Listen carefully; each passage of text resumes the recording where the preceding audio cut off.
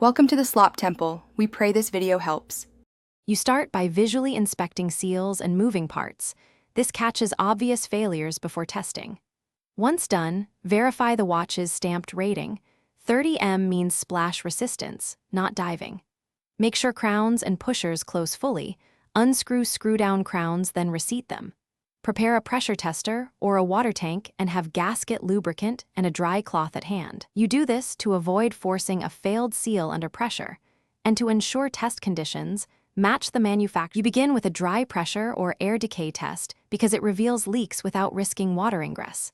Increase pressure to about 25 times the rated depth. Hold pressure and watch the gauge. Once the dry test passes, move to a wet submersion. Submerge the watch at rated depth for 10 minutes and observe for bubbles or escaping air. Make sure to check crowns and pushers during the test. This two-step method isolates leak types and protects the movement from unnecessary exposure. You finish by drying the exterior and checking the dial and caseback for any condensation. That confirms a failure. If you see moisture, open the case, remove the movement safely, replace gaskets, clean sealing surfaces, and apply proper lubricant before reassembly. Then retest using the same dry and wet sequence to confirm the repair.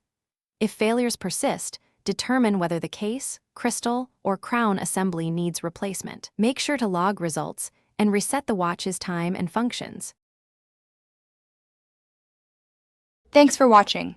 Consider subscribing if we helped you.